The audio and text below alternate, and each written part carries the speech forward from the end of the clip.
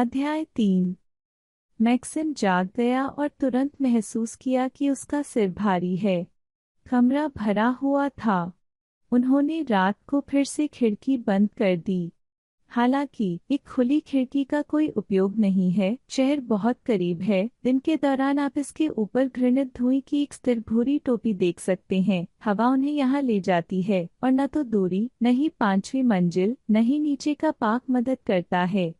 अब मैं एक आयोनिक शावर लेना चाहता हूँ, मैक्सिम ने सोचा, और बगीचे में नग्न होकर कूदना चाहता हूँ, इस घटिया आधे सड़े हुए भूरे रंग में नहीं, बल्कि हमारे घर में लेनिनग्राद के पास करेलियन इस्तमुस पर, और पूरी गति से झील के चारों ओर 15 किलोमीटर दौड़ें, झील के पार तैरें और फिर 20 मिनट तक झील के पार चलकर हल्के व्यायाम करें, फिसलन के बीच चढ़े पानी के पत्थर।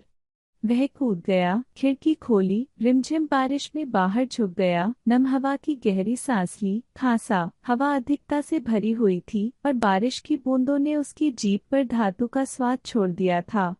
फ्रीवे के किनारे कारें फुफकार रही थी और सीटी बजा रही थी। खिड़की के नीचे गीले पत्ते चमक रहे थे और पत्थर की ऊंची बाड़ पर टूटे शीशे चमक रहे थे। गीली टोपी में एक छोटा आदमी पार्क के चारों ओर घूमता रहा, गिरे हुए पत्तों को ढेर में फेंक रहा था। बारिश की घूंघट के पीछे कोई भी बाहरी इलाके में एक कारखाने की ईंट की इमारतों को अस्पष्ट रूप से देख सकता था। हमेशा की तरह जहरीले धुएं के मोटे चीर तो ऊंची चिमनियों से आराम से रेंगते हुए जमीन पर रेंगते थे। एक भरी हुई दुनिया, एक परेशान दर्दनाक दुनिया। वह सब असहज और नीरस लग रहा था, उस सार्वजनिक कार्यालय की तरह जहां चमकीले बटन और खराब दांत वाले लोग अचानक चीखने चिल्लाने लगे, और गाय, एक ऐसा सुंदर सुंदर लड़का, अचानक लाल दाढ़ी वाले जेफ को खून से पीटने लगा जिसका उसने विरोध भी नहीं किया। एक अशांत दुनिया, एक रेडियोधर्मी नदी, एक हास्यास्पद आयरन ड्रैगन, गंदी हवा और अस्त-व्यस्त यात्री, पहियों पर 3 मंजिला धातु के एक अजीब डब्बे में जो नीले कार्बन मोनोक्साइड के धुएं का उत्सर्जन करता है। और एक और अजीब दृश्य, ट्रेन में जब कुछ असभ्य लोगों ने किसी कारण से ईंधन के तेल की गंध, एक बूढ़ी औरत को हंसाया और इशारा किया, और कोई भी उसके लिए खड़ा नहीं हुआ। कार भरी हुई थी, लेकिन हर कोई दूर देख रहा था, पर केवल लड़का अचानक कूद गया, गुस्से या शायद डर से पीला पड़ गया, और उन्हें कुछ चिल्लाया और वे भाग गए। बहुत गुस्सा, बहुत डर, बहुत जलन। वे सभी यहाँ चिढ़ और उदास हैं, कभी चिढ़ जाते हैं, कभी उदास हो जाते हैं। लड़का, जाहिर तौर पर एक दयालु और सुंदर आदमी, कभी कभी बेवजह उग्र हो जाता था, अपने रूममेट्स के साथ बेतहाशा झगड़ा करता था, मुझे एक जानवर की तरह देखता था, और फिर जैसे ही अचानक गहरे साष्टांग प्रणाम में गिर जाता था। और ट्रेन में मौजूद हर कोई कुछ बेहतर नहीं कर रहा था।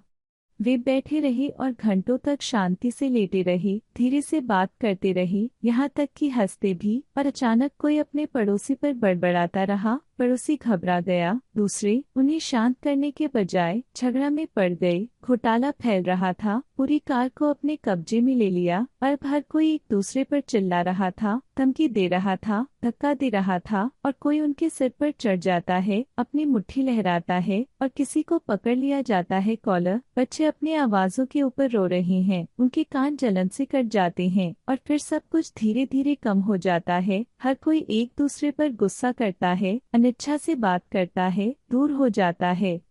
और कभी कभी एक घोटाला यह पूरी तरह से अश्लील चीज में बदल जाता है। आंखें अपनी कक्षाओं से बाहर आती हैं, चेहरे लाल हो जाते हैं, आवाजें जोर से चिल्लाती हैं, और कोई उन्माद से हंसता है, कोई गाता है, कोई अपने सिर के ऊपर हाथ हिलाकर प्रार्थना करता है। क्रेजी हाउस और धूमिल धूसर मैदान, धुंधले स्टेशन, गरीब गांव, कुछ अस्वच्छ खंडहर उदास रूप से खिड़कियों के पास से गुजरते हैं, और पतली चीर फाड़ वाली महिलाएं धसी सुनसान आंखों से ट्रेन को एस्कॉर्ट करती हैं। मैक्सिम खिड़की से दूर चला गया, तंग कमरे के बीच में थोड़ा सा खड़ा हुआ, आराम से, उदासीन और मानसिक रूप से थका हुआ महसूस कर रहा था। फिर खुद को पैक करने के लिए मजबूर किया और एक भारी लकड़ी की मेज को एक प्रक्षेप्य के रूप में इस्तेमाल करते हुए थोड़ा फैलाया। उसने चिंता करते हुए सोचा कि नीचे जाने में देर नहीं लगेगी। मुझे लगता है कि मैं 1 या 2 दिन और बिताऊंगा और फिर मुझे भागना होगा, जंगलों में थोड़ा भटकना होगा। पहाड़ों की ओर भागना अच्छा होगा, यहाँ के पहाड़ शानदार और जंगली दिखते हैं। यह थोड़ी दूर है, हालांकि आप रातों रात नहीं घूम सकते। गाय ने उन्हें क्या कहा? जर तक। मुझे आश्चर्य है कि क्या यह आपका अपना नाम है या सामान्य रूप से पहाड़ हैं? हालांकि वहाँ कौन से पहाड़ हैं, यह मेरे ऊपर नहीं है। मुझे यहाँ 10 दिन हो गए हैं और अभी तक कुछ भी नहीं किया गया है।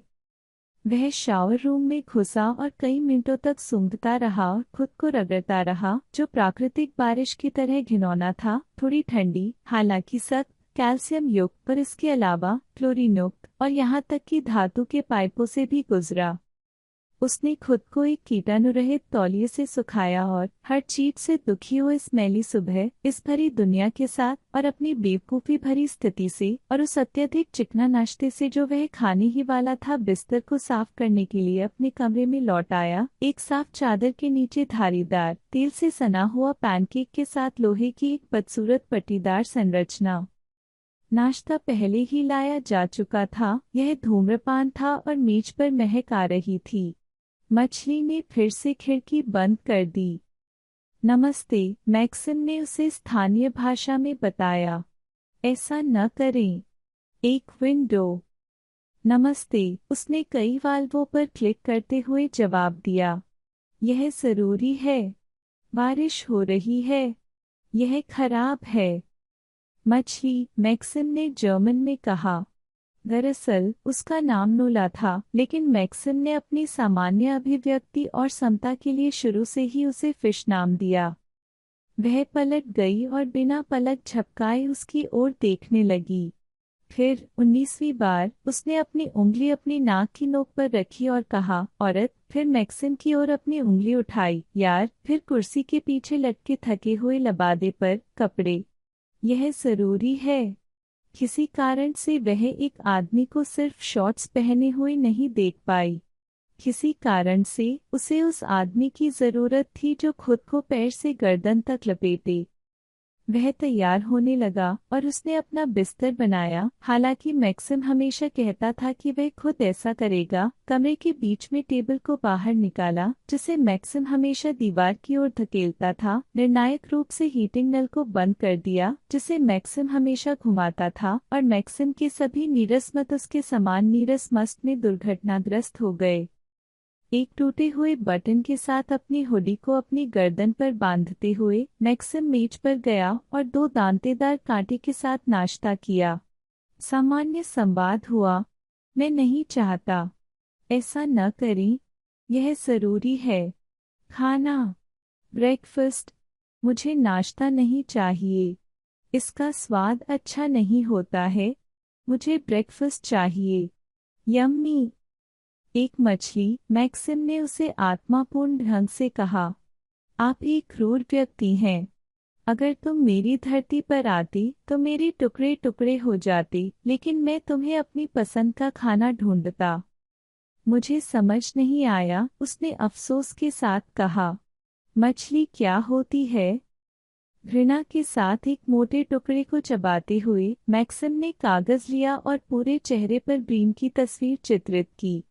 उसने चित्र का ध्यानपूर्वक अध्ययन किया और उसे अपने कपड़े की जेब में रख लिया।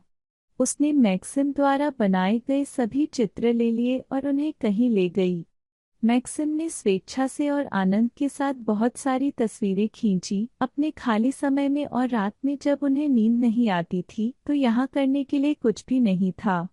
उन्होंने जानवरों और मनुष्यों को चित्रित किया, तालिकाओं और आरेखों को बनाया और शारीरिक कटों का पुनरुत्पादन किया।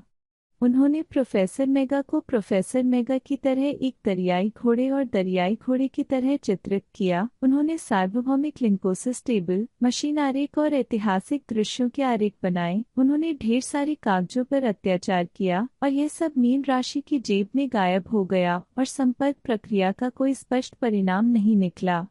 प्रोफेसर मेगू उर्फ बेहेमोथ का अपना तरीका था और उसे छोड़ने का उनका कोई इरादा नहीं था। बेहेमोथ को यूनिवर्सल लिंकोसिस टेबल में कोई दिलचस्पी नहीं थी जिसके साथ किसी भी तरह का संपर्क शुरू किया जाना चाहिए। केवल रायबा ने एलियन को स्थानीय भाषा सिखाई और फिर भी केवल संचार की सुविधा के लिए, ताकि वह खिड़की बंद कर दे और बिना लबादे के न घूमे।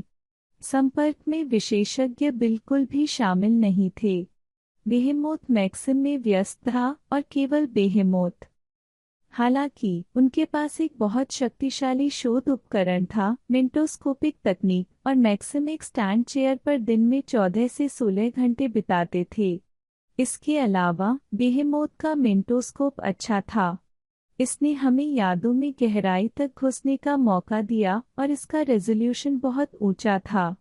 ऐसी कार के साथ भाषा को जाने बिना शायद ऐसा करना संभव था, लेकिन बेहेमोथ ने मेंटोस्कोप का इस्तेमाल अजीब तरीके से किया।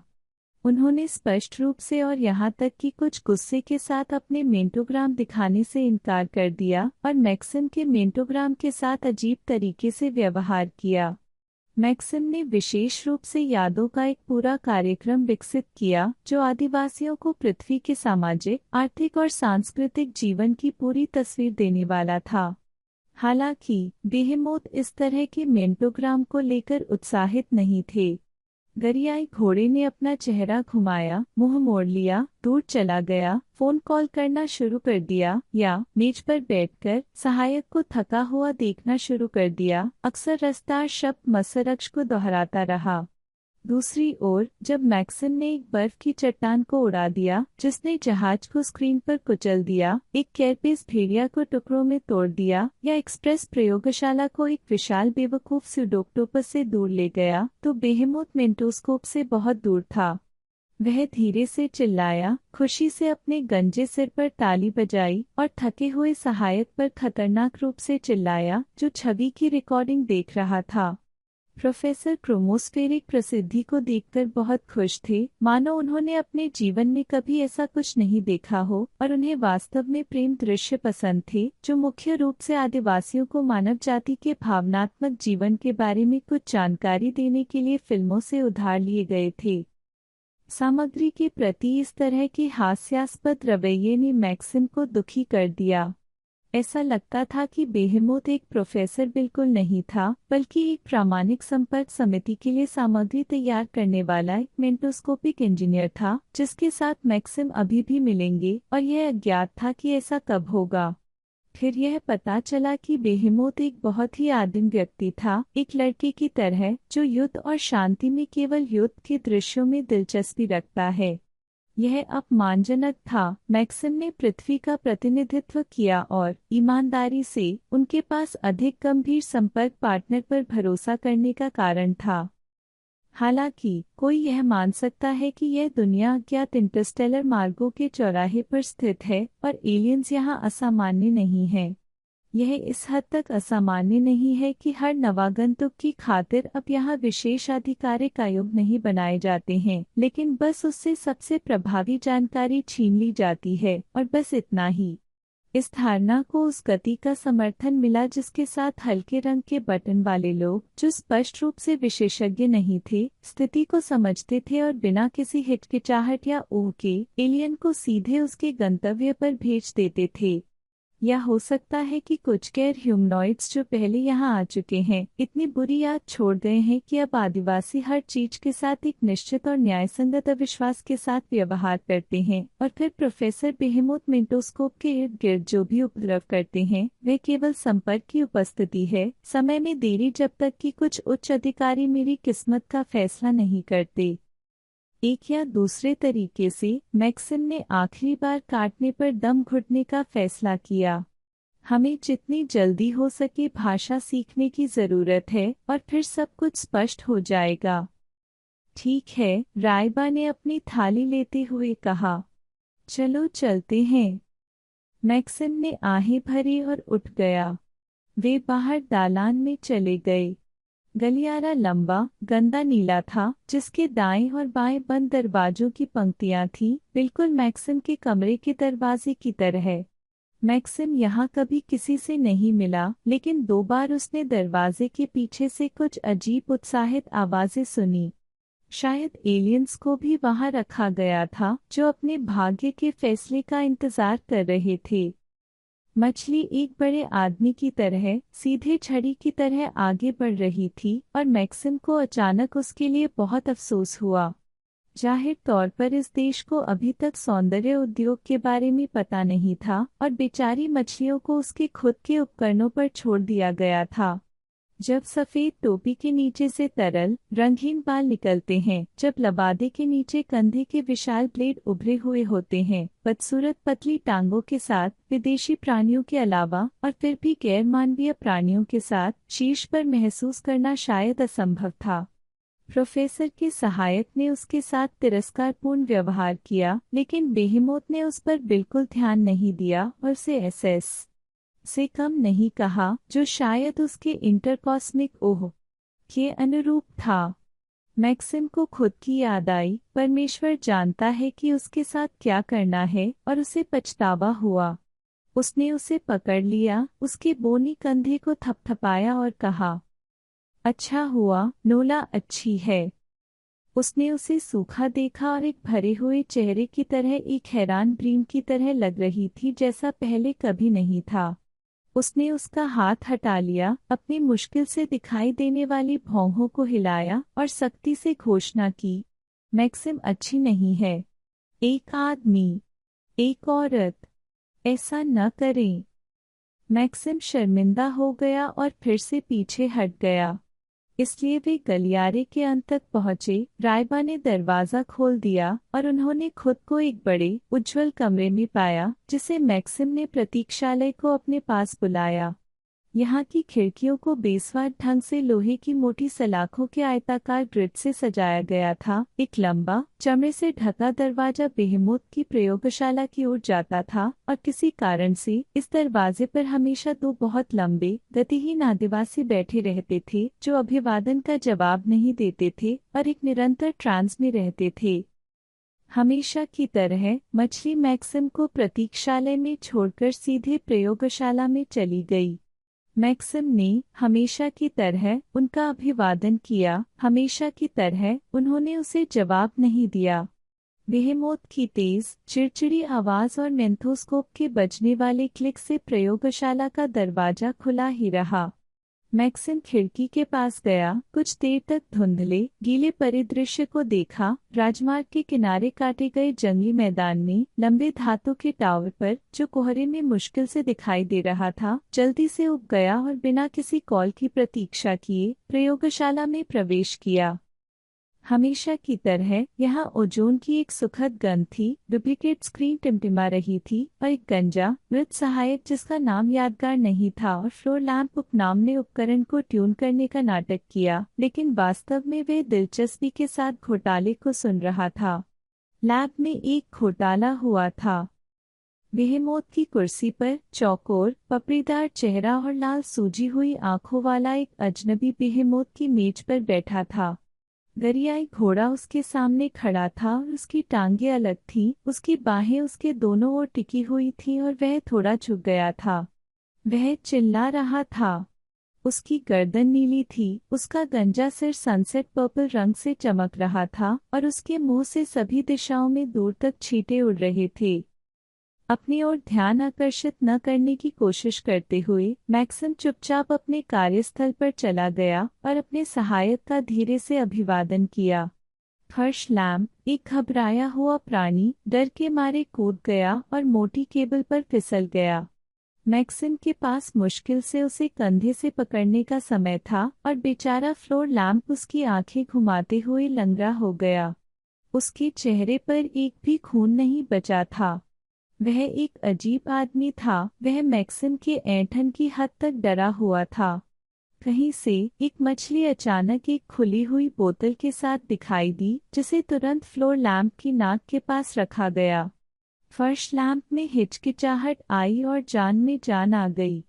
इससे पहले कि वह गुमनामी में वापस आ जाता, मैक्सिम ने उसे लोहे की अलमारी के सामने झुका दिया और जल्दी से वहां से चला गया। पोस्टर चेयर पर बैठकर उन्होंने पाया कि दरिद्र अजनबी ने बेहेमोथ को सुनना बंद कर दिया था और वह उसे करीब से देख रहा था। मैक्सिम मैक्सिम ने विनम्रता से मुस्कुराया। अजनबी ने अपना सिर थोड़ा झुका लिया। फिर बेहेमोत ने एक भयानक दयनीय आवाज के साथ मेज के पार अपनी मुट्ठी हांफते हुए अपना फोन पकड़ लिया। विराम का फायदा उठाते हुए अजनबी ने कुछ शब्द कहे, जिनमें से मैक्सिम ने केवल चाहिए और नहीं कहा। मेज से चमकीले हरे रंग के बॉर्डर वाले मोटे नीले कागज का एक टुकड़ा उठाया और उसे हिप्पोपोटामस के सामने हवा में लहराया। दरियाई घोड़े ने गुस्से में उसे ब्रश कर दिया और तुरंत फोन पर भौंकने लगा। यह आवश्यक है, आवश्यक नहीं। और समझ से बाहर के मसरक्ष उसके अंदर से ऐसे गिर रहे थे जैसे एक सींग से बहुत सारे सींग से निकल रहे थे। और मैक्सिम ने खिड़की शब्द को भी पकड़ लिया। यह सब तब समाप्त हुआ जब हिप्पोपोटामस ने जलन में अपना ईयरफोन फेंक दिया, अजनबी पर कई बार भौंकने लगा, उसे सिर से पैर तक थूक दिया और बाहर लुढ़क कर दरवाजा बंद कर दिया। फिर अजनबी ने रुमाल से अपना चेहरा पोंछा, अपनी कुर्सी से उठे, खिड़की पर पड़े लंबे फ्लैट बॉक्स को खोला और उसमें से कुछ काले कपड़े निकाले। इधर आओ, उसने मैक्सिम से कहा। तैयार हो जाओ। मैक्सिम ने पीछे मुड़कर रायबा की ओर देखा। आगे बढ़ो, रायबा ने कहा। तैयार हो जाओ, यह जरूरी है। मैक्सिम को एहसास हुआ कि उनका जीवन आखिरकार लंबे समय से प्रतीक्षित मोड़ ले रहा था, कि किसी ने कहीं न कहीं कुछ तय किया है। मीन राशि के निर्देशों को भूलकर उसने तुरंत अपनी बदसूरत हुडी उतार दी और एक अजनबी की मदद से एक नया पहनावा पहना। मैक्सिम की राय में यह परिधान न तो सुंदर था और न ही आरामदायक, लेकिन यह बिल्कुल वैसा ही था जैसा किसी अजनबी ने पहना था। कोई यह भी मान सकता है कि अजनबी ने अपनी खुद की अतिरिक्त पोशाक दान कर दी, क्योंकि जैकेट की आस्तीन छोटी थी और पैंट एक बैग में पीछे से लटक रही थी और नीचे गिर रही थी। हालांकि बाकी सभी लोगों को मैक्सिम का उनके नए कपड़ों में लुक पसंद आया। अजनबी ने कुछ मंजूर करते हुए बड़बड़ाया।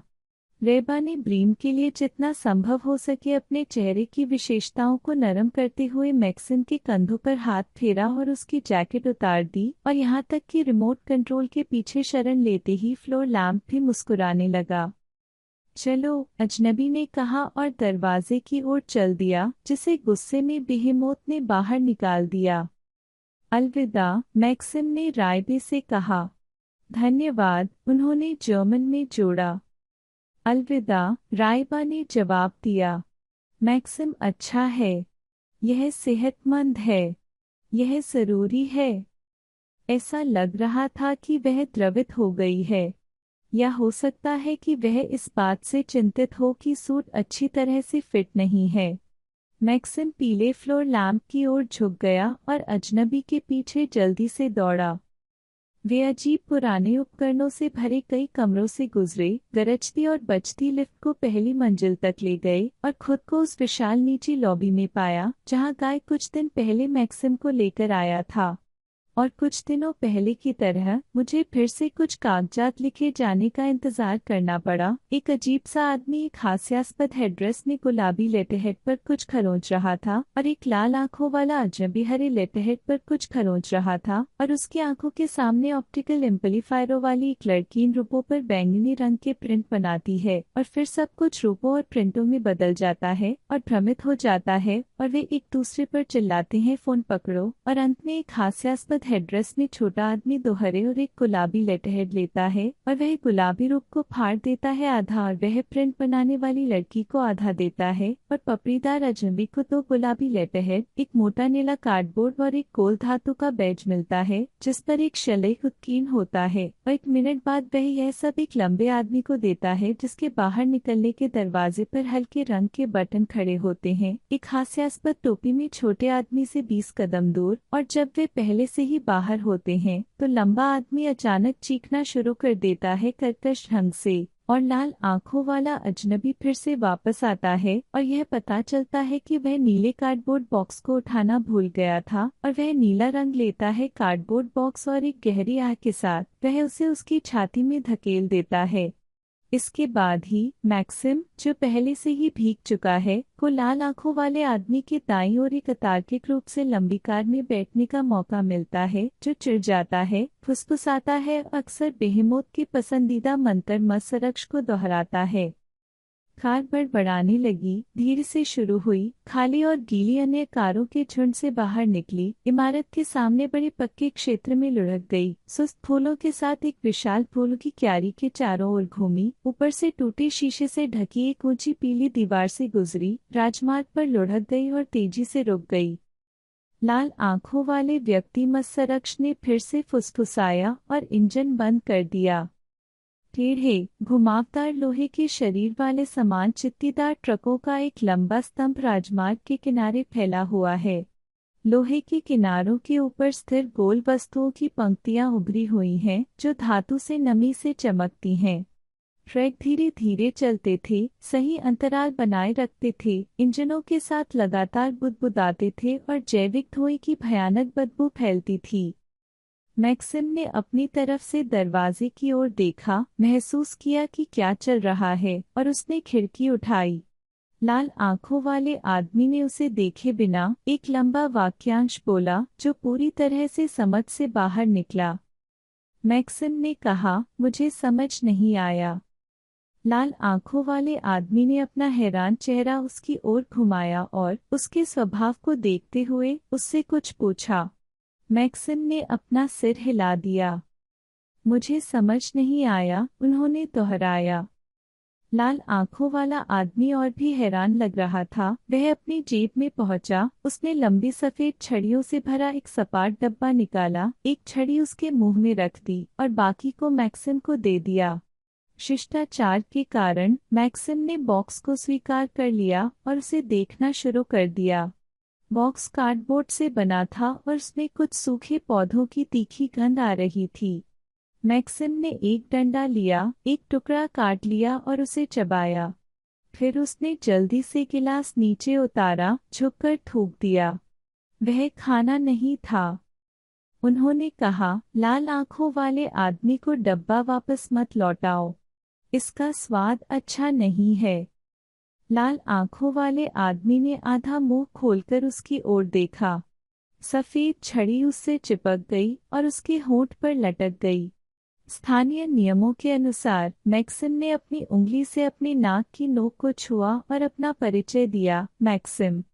लाल आंखों वाले आदमी ने कुछ गुनगुनाया और अचानक उसके हाथ में एक टिमटिमाहट आई। उसने एक सफेद छड़ी के सिरे को उसमें डुबो दिया और तुरंत ही कार उल्टी करने वाले धुएं से भर गई। मसरक्ष! मैक्सिम गुस्से से चिल्लाया और दरवाजा खोला। ऐसा न करें। वह जानता था कि वे लाठियां क्या होती हैं।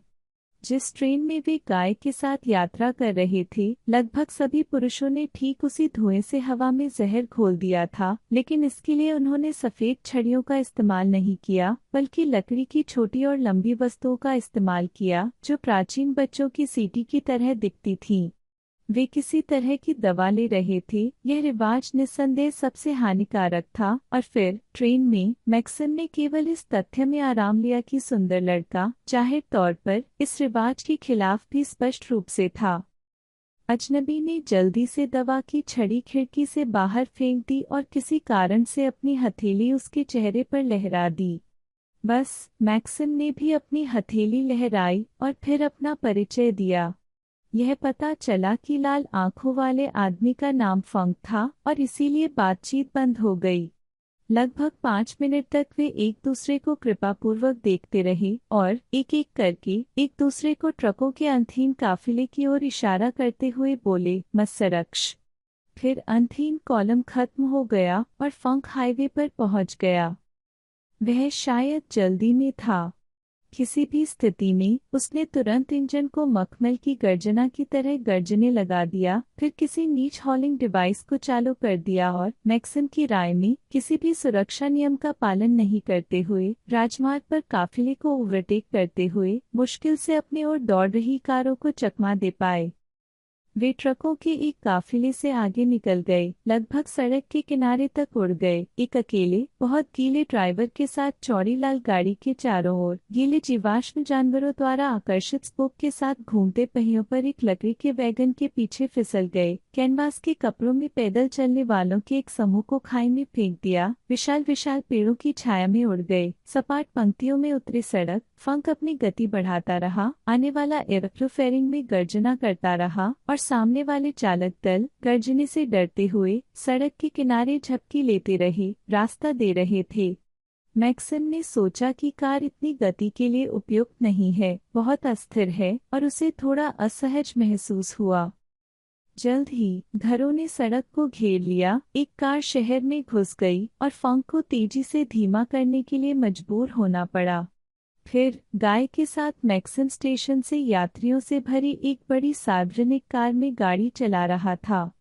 उसका सिर नीची छत पर टिका हुआ था। उसके आसपास के सभी लोग शपथ ग्रहण कर रहे थे और धूम्रपान कर रहे थे। उसके पड़ोसी निर्दयतापूर्वक उसके पैरों पर कदम रख रहे थे, कुछ ठोस कोनों के साथ उसकी बाजू पर आराम कर रहे थे। शाम हो चुकी थी। खिड़कियां, जिन्हें लंबे समय से धोया नहीं गया था, मिट्टी और धूल से ढकी हुई थी और उनमें आंतरिक रोशनी की मंद रोशनी दिखाई दे रही थी। और मैक्सिम ने शहर को कभी नहीं देखा। अब उन्हें इसे देखने का मौका मिला। सड़कें बेहद संकरी थी और सचमुच गाड़ियों से भरी हुई थी। फंक की कार मुश्किल से बुनी हुई थी, विभिन्न प्रकार के तंत्रों द्वारा सभी तरफ से जकड़ी हुई थी। सामने आधे आसमान को अवरुद्ध करते हुए वेन की पिछली दीवार को ढेर कर दिया गया था, जिस पर ऊटपटांग रंगीन शिलालेख और लोगों और जानवरों की असभ्य छवियां लगी हुई थीं। बाईं ओर दो समान कारें, जो कीटनाशक पुरुषों और महिलाओं से भरी हुई थी, बिना ओवरटेक किए या पीछे गिरे रेंगती थीं। सुंदर महिलाएं, चमकदार, मीन राशि की तरह नहीं। एक तरह की इलेक्ट्रिक ट्रेन बाईं ओर और गरजती थी, जिसमें लोहे की गड़गड़ाहट होती थी। मिनट दर मिनट नीली और हरी चिंगारियां चमकती थीं। उसकी बेटी सभी दरवाजों से गुच्छों में लटके यात्रियों से भर गई थी। दाईं ओर फुटपाथ था, डामर की एक पक्की पट्टी जो यातायात के लिए प्रतिबंधित थी। गीले भूरे और काले कपड़ों में लोग फुटपाथ के किनारे एक मोटी धारा में चलते थे, टकराते थे, एक दूसरे से आगे निकल जाते थे, एक दूसरे को चकमा देते थे, अपने कंधों को आगे की ओर निचोड़ते थे, हर बार खुले चमकदार रोशनी वाले दरवाजों से भागते थे और फिर और फिर और फिर और फिर और फिर और फिर और फिर विशाल धूमिल खिड़कियों के पीछे भीड़ के साथ मिल जाते थे और कभी कभी अचानक बड़े समूहों में इकट्ठा हो जाते थे, जिससे ट्रैफिक जाम और व्हर्लपूल बन जाता था। मेरी गर्दन खींचकर कहीं देख रहा हूँ।